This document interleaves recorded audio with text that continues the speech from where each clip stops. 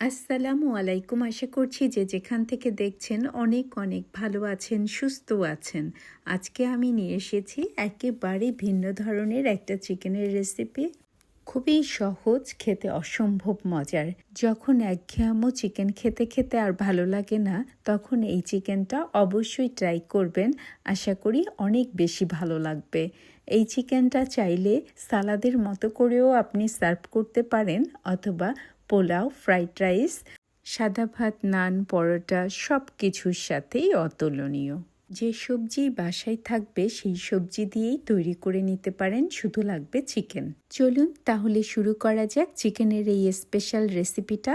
আমার ঘরে যা যা সবজি আছে তা থেকে আমি পছন্দ করে নিয়েছি। চিকেনের এই রেসিপিটার সাথে এই সবজিগুলোই আমার বেশি ভালো লাগে, খুব বেশি সবজিও ভালো লাগে না। এখানে আমি 3 কালারের ক্যাপসিকাম নিয়েছি, সাথে আরও নিয়েছি গাজর, লেবু, লাল পেঁয়াজ আর নিয়েছি পেঁয়াজ পাতা।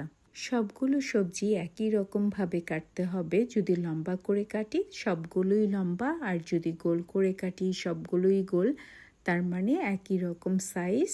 তাহলে দেখতেও ভালো লাগবে, আবার একসাথে সুন্দরভাবে সেদ্ধ হয়ে যাবে। আমি সবগুলোকে একইভাবে একই রকম সাইজে একই রকম শেপে কেটে নিব। প্রথমে আমি হলুদ ক্যাপসিকাম কেটে নিচ্ছি। পুরো ক্যাপসিকাম দিব না, 3টা ক্যাপসিকামই আমি হাফ হাফ করে কেটে নিব আর হাফ রেখে দিব। 500 গ্রাম চিকেন ব্রেস্ট ব্যবহার করব, সেই অনুযায়ী আমি সবজিটুকু নিয়ে নিব।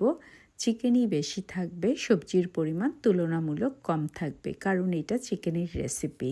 কেউ চাইলে চিকেন আর সবজির পরিমাণ সমান সমান নিতে পারেন, তবে চিকেনের চেয়ে সবজি কখনোই বেশি নেবেন না, তাতে করে স্বাদটা তেমন ভালো হবে না। লেবুটা কাটা হয়ে গেছে, আমি হাফ লেবু নিয়েছি, পুরো লেবুটা আমার লাগবে না। আর এইখানে শুধুমাত্র আমি পেঁয়াজটাকেই লম্বা করে কাটবো না, কিউব করে কেটে নিব। লম্বা করে কাটলে খুব সহজেই গলে যেতে পারে। এমনিতেও লাল পেঁয়াজ একটু দ্রুত সেদ্ধ হয়ে যায়, আর দেখার সৌন্দর্যর কথাও চিন্তা করে আমি কিউব করে কেটে নিয়েছি। চিকেন ব্রেস্টটাও ভালো করে ধুয়ে পরিষ্কার করে লম্বা করে কেটে নিয়েছি। আমার সমস্ত কিছু কাটা হয়ে গেছে সবজি। এবার চুলায় একটা প্যান বসিয়ে দিব। এবার দিয়ে দিব 2 টেবিল চামচ চিনি। চিনিটা দেওয়ার পরে আমি চিনিটাকে একটু ক্যারামেল করে নিব। খেয়াল রাখতে হবে চিনিটা যেন পুড়ে না যায়। এবার একটু দেখিয়ে দিচ্ছি কিভাবে চিকেনগুলো কেটে নিয়েছি। পাতলা করে লম্বা করে সবগুলো চিকেনই আমি চেষ্টা করেছি একই রকমভাবে কেটে নিতে। একই রকমভাবে কেটে নিলে খুব সহজভাবেই একসাথেই সমস্ত চিকেনগুলো হয়ে যাবে।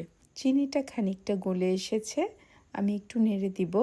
সাধারণত ক্যারামেল করার সময় চিনিটা নাড়ি না, তবে এটা যেহেতু চিকেনের জন্য এখন নাড়লে কোনো সমস্যা হবে না, কারণ যখন চিকেন দিব সব ক্যারামেল উঠে চিকেনের গায়ে চলে যাবে। হালকা একটু ইয়েলো কালার হয়ে এসেছে, আর একটু গোল্ডেন কালার হলেই আমি চিকেনগুলো দিয়ে দিব। হয়ে গেছে গোল্ডেন কালার, এখন চিকেনগুলো দিয়ে দিব, তা না হলে ক্যারামেলগুলো পুড়ে যেতে পারে। চিকেন দেওয়ার পরে ক্যারামেলগুলো আর পড়বে না, একটু শক্ত হয়ে যাবে, তবে আস্তে আস্তে ক্যারামেলগুলো চিকেনের সাথে উঠে আসবে।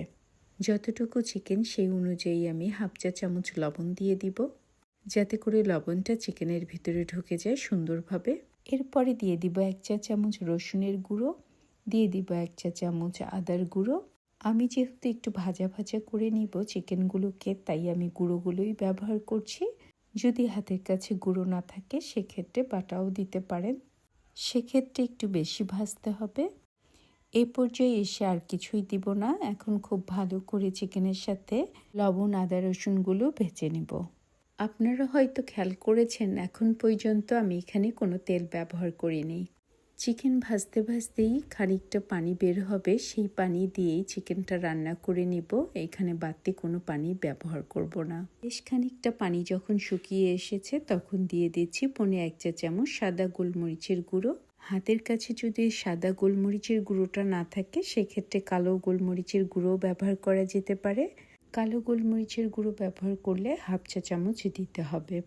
দিয়ে দিব 1 টেবিল চামচ ডার্ক সয়া সস। যদি আপনারা লাইট সয়া সসটা ব্যবহার করেন সেক্ষেত্রে 1.5 টেবিল চামচ ব্যবহার করতে হবে। এবার নেড়ে চেড়ে পুরো পানিটা শুকিয়ে নিব। এমনিতেই চিকেনটা হয়ে গেছে, এবার পানিটা শুকিয়ে যেতে যেতে পুরো চিকেনটা আরও ভালো করে সুসিদ্ধ হয়ে যাবে। আরও বেশ খানিকটা পানি শুকিয়ে এসেছে। এভাবে করেই সমস্ত পানি শুকিয়ে নিব। এবার পুরো পানি শুকিয়ে গেছে, চিকেন খুব সুন্দরভাবে হয়েও গেছে।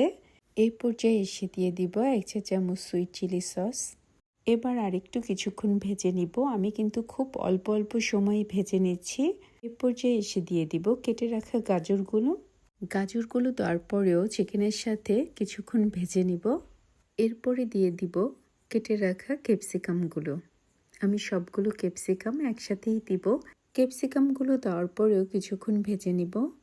2 থেকে 3 মিনিট ভাজলেই ক্যাপসিকাম ক্যারট হয়ে যাবে। চিকেনের এই রেসিপিটা রান্না করতে 6 থেকে 7 মিনিটের বেশি লাগে না। খুবই অল্প সময়ে রান্না করে নেওয়া যায়, খেতে কিন্তু অসম্ভব মজার হয়। যারা একদম বেশি হেলদি ওয়েতে করতে চান তারা চাইলে একটু পানি দিয়ে না ভাজা ভাজা করেও বানাতে পারেন, তবে আমার কাছে কিন্তু ভাজাটাই বেশি ভালো লাগে। কথা বলতে বলতে এখানে আমি 1 টেবিল চামচ তিলের তেল ব্যবহার করেছি। আপনারা যদি চান যে কোনো তেলই ব্যবহার করতে পারেন, আবার চাইলে বাটার দিয়েও বানিয়ে নিতে পারেন। আমি এভাবে ভেজেই হালকা একটু নরম করে নিব ক্যাপসিকামগুলো। তাই বলি কিন্তু খুব বেশি একদম গলা গলা করে ফেলবো না, সেটা কিন্তু খেতে ভালো লাগে না। ক্যাপসিকামের সাথে চিকেনটাও একটু ভাজা ভাজা হয়ে যাবে, তাতে কিন্তু টেস্টটা বেশি হবে। একটু কিছুক্ষণ ভাজার পরে কেটে রাখা পেঁয়াজগুলো দিয়ে দিলাম। পেঁয়াজ দিয়েও কিছুটা সময় নেড়ে নিব। প্রতিটা সবজি দিচ্ছি আর 1 থেকে 1.5 মিনিট সময় নিয়ে ভেজে নিচ্ছি। খুব সময় ধরে কিন্তু ভেজে নিচ্ছি না, অল্প সময়ে ভেজে নিচ্ছি। রান্নাটা প্রায় হয়ে গেছে। এবার দিয়ে দিলাম কুচি করে নেওয়া পেঁয়াজ পাতা। যদি কারো হাতের কাছে পেঁয়াজ পাতা না থাকে সেক্ষেত্রে ধনেপাতাও ব্যবহার করা যেতে পারে, তবে এক একটার এক এক রকম স্বাদ হবে। এবার দিয়ে দিব 2টো থাই লাল মরিচ।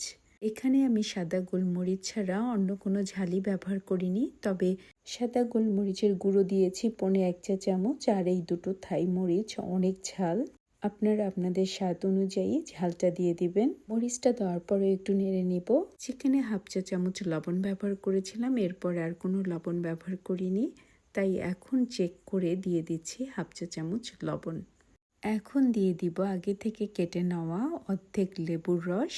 আপনারা চাইলে রাইস ভিনেগারও ব্যবহার করতে পারেন। এবারও একটু মিশিয়ে নিব লেবুর রসটা সব কিছুর সাথে। এবার দিয়ে দিব 1 টেবিল চামচ সাদা তিল, আপনারা চাইলে আরেকটু বেশি করেও দিতে পারেন। এবার একটু নেড়ে নিব, চুলার জাল বন্ধ করে দিব। তৈরি হয়ে গেল অসম্ভব স্বাদের চিকেন আর ভেজিটেবল দিয়ে নতুন একটা রেসিপি। যদি আমার এই চমৎকার মজার চিকেন আর ভেজিটেবল দিয়ে তৈরি রেসিপিটা আপনাদের ভালো লাগে, তবে অবশ্যই একটা লাইক, কমেন্ট অ্যান্ড সাবস্ক্রাইব করে আমার পাশে থাকবেন। আপনারা সবাই অনেক অনেক ভালো থাকবেন। আল্লাহ হাফেজ।